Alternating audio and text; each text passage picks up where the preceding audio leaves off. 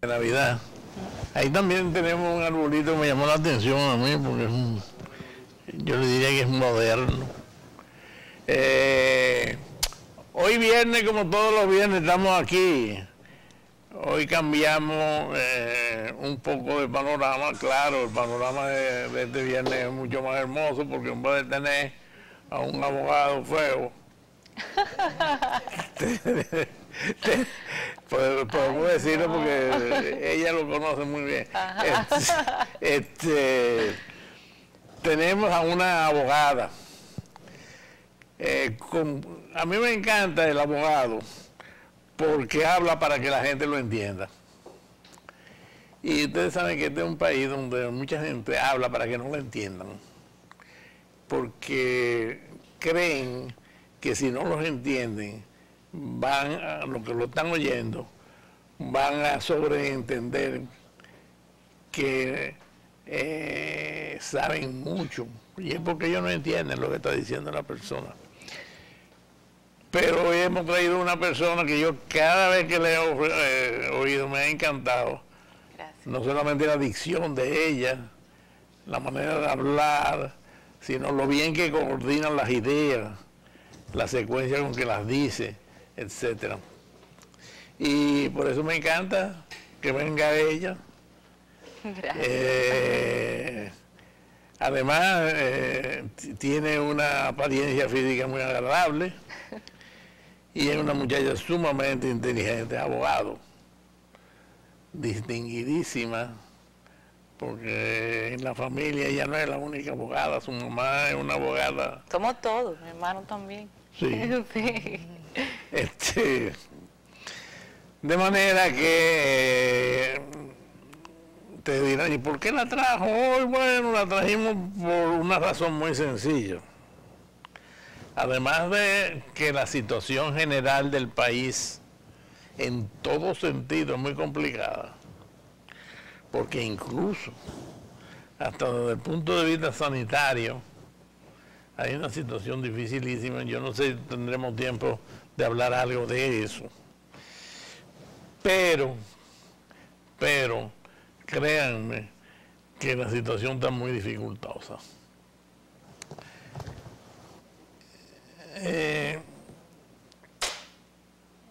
Con el tema Leila, sí.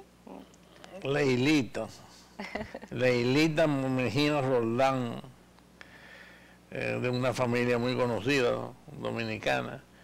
Ella es medio catalana, porque los Roldán vienen de por allá de Mallorca. Eran mallorquines, ¿verdad? Sí, mi bisabuelo.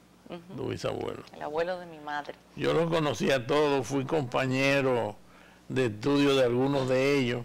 Tuvimos los mismos profesores particulares que nos pusieron, porque los españoles de aquella época siempre tenían un concepto de la importancia del conocimiento y de la educación. Y aquí se dio un fenómeno. Un día vamos a tener que hacer un programa con la inmigración de los españoles al final de la Guerra Civil Española. Vinieron muchos españoles refugiados de la Guerra Civil y todos eran personas muy preparadas y muy inteligentes. Había una familia en la cual todos eran maestros, pero allá ser maestro es un maestro por oposición, que sigue siendo maestro hasta el día que muere. Ganan eso y eso es una especie de licencia para siempre. Y esa familia que se radicó en parte aquí, eran los que nos daban clases a tu abuelo. Era abuelo tuyo, ¿verdad? Mi bisabuelo era mallorquín. Sí. Y mi abuelo era el hijo mayor de René Roldán, el hijo mayor de don José, mi bisabuela. Sí, mi abuelo era su compañero. Eso era de mi edad, sí. Y unos maestros muy inteligentes, muy preparados. Yo recuerdo que cuando don Poncio, el jefe de la familia, venía a casa a darnos clases de todo, pero cuando rompía a hablar de los fenicios, no acababa nunca. porque yo creo que sabía más de los fenicios que los historiadores sobre fenicios. Era también abogado,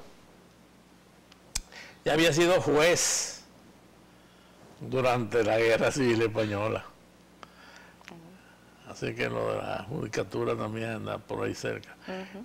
Había sido juez y al terminar la Guerra Civil Española tuvo que salir corriendo porque él decía que si lo hubieran cogido allá, a lo mejor lo fusilaban, porque los jueces tienen que hacer justicia y en época de guerra hacer justicia es muy difícil. Bueno, pero no vamos a seguir eso porque yo hablo mucho y vamos derivando en cosas. Esta niña escribió un artículo en un periódico y ha llamado mucho la atención, porque no es todo el mundo el que dice las cosas para que las entiendan, apoyan una idea o rechaza una idea y la escribe, y como escribe para que lo entiendan, pues la gente se han sobresaltado. Entonces me pidieron que la trajera aquí a hablar de eso. ¿De qué se trata? Bueno, ustedes saben que este es un país donde todo el mundo viene a decirnos a nosotros lo que tenemos que hacer aquí en nuestro país. Y por eso siempre se ha hecho lo que ha querido otro. O otro gobernante o otro grupo de naciones, y no sé, como que nos miran a nosotros, dicen, tú tienes cara como de tonto y de idiota, vamos a agarrarlo, y todo esto que nosotros no queremos para nuestros países, vamos a mandárselo para allá, que se lo chupen a esto. Y desde hace tiempo venimos bregando con los haitianos, ustedes lo saben. Los haitianos, ustedes no se imaginan el daño que han hecho y que están haciendo. Ahora mismo hay 4 niños en el hospital de niños muriéndose de rabia, porque lo han mordido perros que tienen rabia. La cantidad de enfermos que hay con otras cosas que nos han traído recientemente, que nos han traído desde antes, pero ahora como más volumen. Yo ayer me fui a pelar y entonces mi barbero me dice, doctor, miren lo que yo tengo. Y como yo no he podido dejar de ser médico, porque ejercí 55 años, le digo, pero eso es sarna, lo que tú tienes. Sarna, eso no es una enfermedad de los perros, no, es una enfermedad de la gente, que la gente a veces se la pega a los perros y a otros animales. ¿Cómo? Digo, sí, hombre, toma, ponte esto, y yo, cuando llegue hoy, lo voy a llamar por teléfono porque ya debe de estar mejor. Toda la familia tiene sarna. ¿Por qué? Bueno, porque me dije, ¿cómo se coge? Digo yo, eso viene en los paquetes de ropa usada que viene de Haití, en las famosas pacas. Ay, sí, allá en mi casa, mi mujer tiene unas negociaciones ahí, está eso lleno de ropa de esa, en la casa, y se le ha pegado a todo el mundo, entonces ahí. Bueno, esa es una de las cosas que están aquí ahora. Todo eso podría empeorar si se firma el pacto migratorio, el pacto global, que es justamente el tema del artículo que usted menciona. Yo lo que quiero es que tú digas todo lo que hay que saber para que eso no se firme ni llegue nunca a realizarse. Claro que sí, gracias por tenerme aquí. Ya arranca tú, que ya yo no te voy a interrumpir.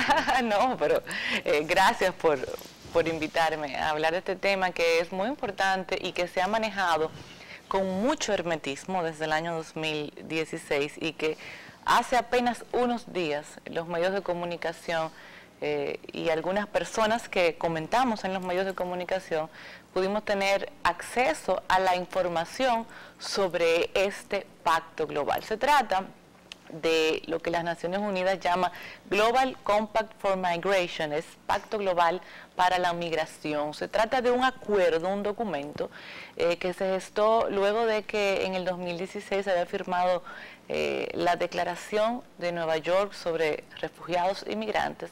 El alto comisionado para los refugiados de las Naciones Unidas se le ocurrió la idea de utilizar eso como base para redactar un documento con la intención de que lo firmen los 193 países de las Naciones Unidas y en teoría muy bonita la teoría para proteger a los migrantes, proteger sus derechos, pero en la práctica, como está redactado el acuerdo, lo que podría convertirse en un peligro para la soberanía de los países firmantes porque comprometería las fronteras, el manejo de las fronteras y comprometería su política migratoria. Este acuerdo lo publicó las Naciones Unidas en su portal hace apenas una semana, que fue cuando muchos nos enteramos que República Dominicana está en la lista de los países firmantes, luego de julio, donde una comisión de nuestro país, junto con comisiones de otros países, accedieron a eso en una cumbre de la ONU. No lo firmaron en ese momento, que eso es un error que ayer se dijo en algunos medios de comunicación, es un error. Ese acuerdo no se ha firmado. Lo que se accedió fue a estar en la lista de firmantes, que no es lo mismo, pero la intención es que la firma se lleve a cabo en Marruecos el 11 de diciembre, es decir, en unos días, en otra cumbre que va a ser las Naciones Unidas. Sin embargo, desde julio hasta la fecha, los mandatarios, los presidentes de algunos países que han analizado bien los detalles de este acuerdo, han dicho que no lo van a firmar porque va en contra de sus políticas migratorias, porque compromete su soberanía. El primer país que dijo esto fue Estados Unidos. El presidente Donald Trump dijo, imposible, eso va en contra totalmente de todo lo que nosotros hemos planteado como política migratoria, de nuestra legislación migratoria. Además, cada país es soberano para decidir cómo maneja su frontera, quiénes son sus nacionales, cómo protege la seguridad del Estado. Luego de Donald Trump también anunciaron que no lo van a firmar los presidentes de Hungría, de Australia, de Polonia, de Israel, de la República Checa, y ayer el nuevo país cuyo mandatario dijo que no lo va a firmar es Italia. Además de esto, que ya aseguraron que no firmarán, hay otro grupo de países que se encuentran en una lista de indecisos. Es decir, todavía se están dando estos días para seguir evaluando la pertinencia del acuerdo y no han asegurado que van a firmar. Hasta ahora, República Dominicana es parte de los que han dicho que sí, es decir, que se espera que República Dominicana sí firme este acuerdo el 11 de diciembre, y es justamente mi preocupación, la razón por la que escribí el artículo y la razón por la que estoy hablando del tema. Este acuerdo, que tiene 34 páginas de una prosa muy retórica, pero llena de trampas muy peligrosas. No se entiende lo que... Sí, con 23 objetivos en materia de migración para los países firmantes. En los primeros 5 objetivos o artículos, pues son como artículos pero extensos, no hay gran cosa de importancia, es casi como un preámbulo, como unos considerando principios básicos que no creo que tengan mucho impacto. Pero a partir del número 5, cuando usted comienza a leer, entonces dice, espérate, ¿qué es esto? Lo primero es que el acuerdo no hace ninguna distinción entre inmigrantes que entran a un país por las vías correctas e inmigrantes que entran a un país de forma ilegal e indocumentados. No hace distinción y exige a las partes firmantes proveer a todos los inmigrantes sin distinción de toda clase de servicios básicos, no solamente salud, sino también educación. Significa que los países firmantes deben aceptar sin documentos, sin preguntar, en sus escuelas, en su sistema de educación pública, a niños que estén indocumentados y estén aquí en situación de irregularidad. Porque el pacto establece eso. Imagínense lo que eso podría significar para un sistema de educación frágil como el nuestro, que es un país todavía no completamente desarrollado. La hipertrofia del sistema probablemente represente un colapso del mismo. Pero aparte de servicios como salud y educación, el pacto establece que a los inmigrantes, sin distinción, también debe dársele en situaciones de que haya una detención o tengan algún conflicto aquí, servicios legales. Es decir, aquí entra el inmigrante, gratuitos, aquí entra el inmigrante por vías ilegales, está indocumentado, está en una situación de irregularidad aquí, y lo detienen, y los servicios legales, el abogado que lo va a representar tiene que proveerlo el Estado Dominicano y encima lo tiene que pagar. O sea, es una carga también para nuestro sistema de derecho. Pero además de todo eso, establece que la detención debe ser un último recurso en caso extremo, o sea, algo que se hace de rutina en muchos países, no tanto aquí, porque aquí hemos sido flojos, muy flojos en mi opinión, con el manejo de la migración haitiana, que es la principal migración hacia la República Dominicana. Pero algo que se hace en muchos países del mundo como rutina, Bahamas, por ejemplo, que lo primero que hace es detener a los ilegales, a veces hasta de forma indigna, y ahí sí hay violaciones de derechos, sin embargo a ellos no lo cuestionan como a nosotros, pero bueno, ese es otro tema. Pero algo que se hace de rutina en muchos de estos países, el pacto dice que eso es un último recurso cuando ya se ha intentado muchas otras cosas, y entonces se puede utilizar la detención. Eso dice el pacto. Lo otro que establece el pacto, entre un listado de cosas peligrosas que atentan contra la soberanía, y un pacto evidentemente muy entreguista, es que el asilo, la petición de asilo, aunque al día de hoy concederlo no es una prerrogativa de cada Estado, lógicamente usted como Estado nadie le puede obligar a que le dé asilo a un grupo de gente que se le esté solicitando, usted decide a partir de la solicitud y las circunstancias, pero ese pacto dice que es obligatorio el asilo. Lo convierte en algo obligatorio cuando hay una petición de asilo. Y además a eso que usted tiene que asilar de forma obligatoria, también tiene que proveerle los abogados para que le trabajen su caso y le lleven su caso. Otra de las cosas que establece el pacto es que, en cuanto a las fronteras, se tienen que habilitar vías para que los flujos migratorios sean más fáciles. Lo cual, otros temas que están sobre el tapete ahora mismo, como un proyecto de ley, en mi opinión muy pertinente para la construcción de un muro en la frontera, que es una tendencia mundial, o sea, la tendencia al día de hoy camina hacia la construcción de muros. Eso quedaría descartado, porque eso no iría, no sería cónsono con lo que establece ese pacto que dice que hay que abrirla y habilitarla y establecer vías más fáciles para el flujo migratorio. Eso iría en contra de esa política populista de puertas abiertas que siempre ha tenido las Naciones Unidas y que ahora quiere plasmarla en este documento para que los países miembros lo firmen. Establece que para el cuidado de la frontera se debe hacer con asesoría y cooperación internacional. En la práctica, ¿qué significa eso? Que como Estado soberano nosotros no vamos a manejar solo nuestra frontera, sino que otros países se van a meter a decirnos cómo es que tenemos que resguardar y proteger la delimitación de nuestro territorio, lo cual es una barbaridad y es la razón por la que muchos de los presidentes que mencioné al principio han dicho no, imposible, nosotros no vamos a firmar eso. Otra cosa peligrosísima, porque es muy subjetiva y se presta a interpretaciones de todo tipo, es que en una parte el acuerdo condena la discriminación, xenofobia y racismo, pero dice que está prohibido públicamente hacer o decir cualquier cosa que pueda ser discriminatorio o parecer racismo o parecer xenofobia. ¿Y quién interpreta eso? Pues la misma ONU con un comité de seguimiento a ese pacto que se va a crear, como dice el mismo pacto. O sea que usted aquí en este programa, o el doctor Castillo Pantaleón en este programa, o Consuelo, doña Consuelo en este programa, dicen algún día que a ellos le parezca que es discriminatorio o le parezca que puede ser racismo y estaría violando lo contemplado en ese pacto global migratorio. Y es una cantidad de cosas, aparte de las que mencioné, porque son 23 artículos muy extensos, como le dije, 34 páginas, que al final cierra con un comité de seguimiento y chequeo periódico de que cada uno de los países que firmaron ese acuerdo, en efecto, están cumpliendo aquello a lo que se comprometieron.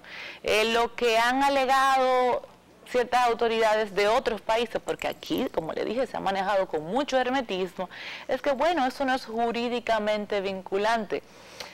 Eso es discutible, pero digamos que no es jurídicamente vinculante. El peso político que tendría la firma de ese pacto es inmenso y sin duda sería un pie de amigo para sentar a República Dominicana otra vez, como se ha hecho injustamente en el banquillo de los acusados. En otros países donde el tema se supo antes, porque aquí ahora es que se está comenzando a saber y faltan días para la firma programada, pero en otros países de América Latina donde se supo antes, tienen actividades planeadas, grandes, de protesta contra el acuerdo, como Chile, por ejemplo. En Chile tienen un movimiento importante que ha convocado marcha, protesta para la semana próxima en contra de ese acuerdo, y tienen un hashtag en las redes sociales que se ha vuelto tendencia, tanto en Chile como en Italia y otros países de Europa y también de América Latina, que dicen no al acuerdo migratorio.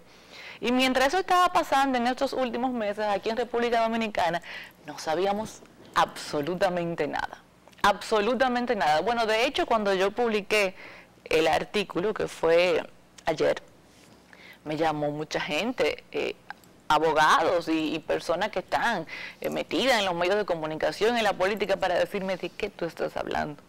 ¿Qué es eso? ¿Qué acuerdo es ese? Porque no, eso no se ha dicho, eso se ha manejado pues, casi como si fuera un secreto de Estado, lo cual pues apuntaría a que ellos quieren firmarlo por debajo de la mesa sin que la gente se entere. Ya por suerte no es posible, porque ya se sabe, no solo porque la ONU lo publicó en su portal, sino las declaraciones de todos estos presidentes públicas han hecho que el resto del mundo, la parte que no lo sabía, lo sepa, de la intención de que se firme este acuerdo. Y sí quiero decir, pedir al gobierno dominicano que hagan un estudio serio de los detalles del mismo, son análisis comprensivos y se van a dar cuenta que realmente no tiene ningún beneficio para el país. ¿Y por qué el país va a firmar algo que no representa ningún beneficio y que lejos de eso puede tener graves repercusiones para nuestra soberanía, porque nos compromete? Es como que estemos cediendo una parte de nuestra soberanía a un organismo internacional desfasado, obsoleto y que desde hace mucho tiempo, si no su desaparición, pero requiere al menos una renovación, como es el caso de las Naciones Unidas, que ya no cumple los propósitos para los cuales fue creada.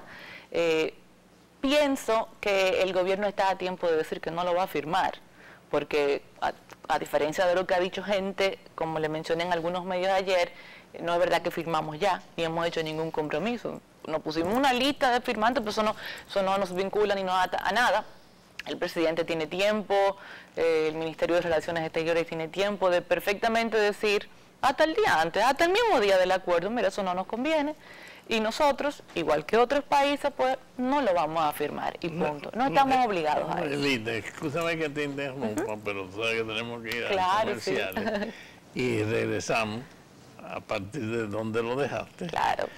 Y mientras tanto, las personas que se queden pensando, porque si están ajenas a todo esto, que empiecen a pensar que cómo es posible que hayan personas que piensen que eso va a ser positivo, ¿no? Positivo, para nada, no tiene nada. Imposible de hacer. Así que enseguida regresamos.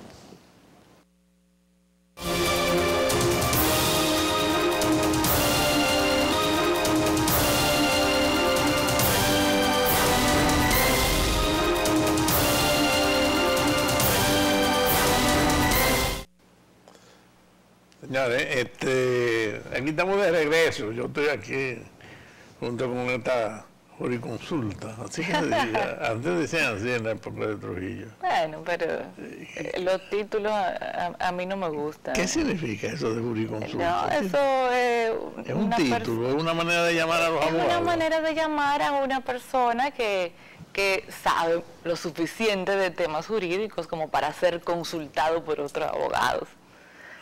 Pero Yo, a mí no me gustan los títulos. a mí tampoco. Pero Retomamos el tema del pacto. bueno. Claro que sí. Como yo le decía antes de la pausa, yo abogo porque el gobierno no lo firme, no está obligado a firmarlo, no hizo un compromiso de firmarlo, no obstante, en julio se puso en la lista de firmantes con una comisión que envió a la cumbre de la ONU, que todavía no sabemos exactamente quiénes componían esa comisión, porque el tema, como le dije, se ha manejado con mucho hermetismo, entonces eso es una de las cosas que todavía no se saben. Pero no solo República Dominicana, sino que la mayoría de los países que se encuentran en esa lista, entiendo que no serían beneficiados de la firma de este acuerdo. Si quieren más detalles sobre el acuerdo, o sea, ver el acuerdo en extenso, lo pueden buscar en internet, en Google o cualquier otro buscador. Es Global Compact for Migration, o sea, Pacto Global para la Migración de las Naciones Unidas. Eso aparece rápido si lo quieren leer íntegro en cualquier buscador. Pero entiendo que la mayoría de los países que pretenden firmar no se beneficiarían de ello y además iría en contra de las políticas de muchísimos. Por ejemplo, uno de los temas que mencioné ahorita, de que hay que facilitar la apertura de las fronteras, que está en uno de los primeros objetivos de este acuerdo, está divorciado con lo del muro, ¿verdad? Con la posibilidad de muros. Pero no únicamente aquí, porque aquí no tenemos un muro, aquí tenemos una propuesta, un proyecto de ley. En el mundo ahora mismo, de 40.000 kilómetros de fronteras cerradas, más de 21.000 tienen muros. Significa, la mayoría de los países con fronteras cerradas utilizan muros para delimitar su territorio. Y la tendencia es a que haya más, como por ejemplo los que se pretenden hacer en la frontera greco-turca, o Turquía con Bulgaria, o México con Guatemala. O sea, la tendencia apunta a la construcción de más muros. De hecho, la mayoría de los muros que existen se construyeron después de 1990, y en los últimos 15 años apenas se han construido 35. Algunos de todos estos muros son muy altos y muy sólidos, con doble pared y fosas, con, bueno, el muro de Ceuta y Melilla. Eso es lo que deben haber hecho en Israel, que para sacar a los palestinos.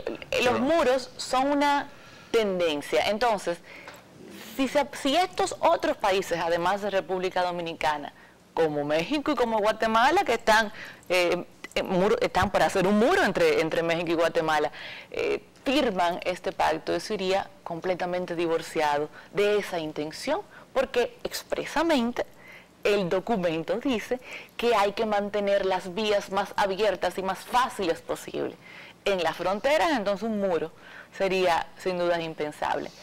Yo creo que lo que la ONU debería hacer, si el tema de la migración de verdad es importante para ellos como organismo y no se trata solamente de populismo, a lo que la ONU debería prestarle una mayor atención es a las razones y vulnerabilidades por las cuales en muchos lugares del mundo la gente siente desesperadamente que tiene que irse.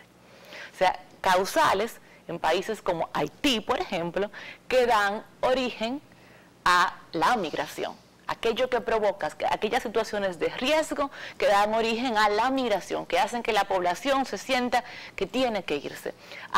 Eso es lo fundamental, a lo que la ONU debe prestarle atención. En estos países hay una situación difícil, es un estado fallido, es un lugar inviable, es un lugar donde hay una crisis política. Pues entonces vamos a convocar la comunidad internacional y la cooperación internacional para ayudar a mitigar esas vulnerabilidades en esos países. Y eso es una forma interesante, inteligente y mucho más efectiva que este documento, de controlar la migración de una manera que no atente contra la soberanía de ningún país.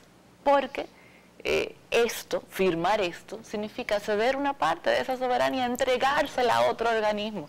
Y repito, insisto, cada país es soberano para decidir cómo maneja su frontera, cómo la resguarda, quiénes son sus nacionales y cómo maneja sus políticas migratorias, como lo han dejado claro muchísimos países, incluso de esta misma región. Por ejemplo, en países como Paraguay, son tan estrictos con sus leyes migratorias que condenan hasta los dueños de hoteles que permiten que en sus establecimientos se hospeden indocumentados. O sea, mire al punto que han llegado ciertos países con sus políticas migratorias. Y usted sabe que eso está bien, ¿por qué? Porque cada país es soberano para decidir cómo quiere manejar el tema. Eso es una prerrogativa de cada estado. Entonces, el país y todos aquellos que firman, pero nuestro doliente es República Dominicana, por eso uno lo va a poner adelante, cedería parte de esa soberanía si firman este pacto del 11 de diciembre. Entonces, para cerrar, lo que pido y lo que entiendo que la población debe pedir al gobierno dominicano es que no lo firmen. No lo firmen y punto. No hay que crear ningún conflicto, eso no representa ningún problema. Como ya otros presidentes dijeron, no vamos a firmar, es tan sencillo como decir, no vamos a firmar, y punto. No se estaría violando nada porque no hay ningún compromiso por escrito de hecho de que República Dominicana tiene que firmar. Eso sería lo ideal.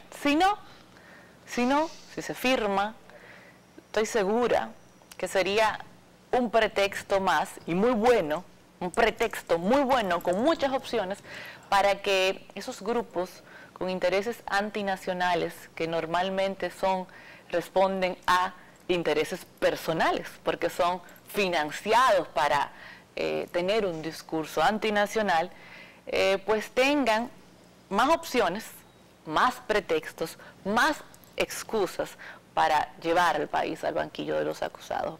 Ahora con un pacto que tiene todas estas cosas, que ante cualquier situación ellos pueden salir a decir, pero esto viola el objetivo número 5, esto viola el objetivo número 11. Ofrecería mayores herramientas a esos grupos que no necesitan más, porque bastante activos que están respondiendo a sus patrocinadores. Y si la Cámara de Representantes,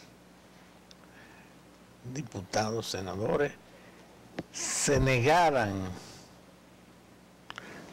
a decir que van a aprobar eso y a firmar y a aprobar eso, ¿qué pasaría? Lo que pasa es que habría que estudiar la naturaleza jurídica del pacto, porque la ONU dice no es un convenio, no es jurídicamente vinculante, dice la ONU, por consiguiente si se maneja como una declaración de principios o como una carta de intención, no es algo que por ley o por la Constitución estaría obligado el Congreso a ratificar.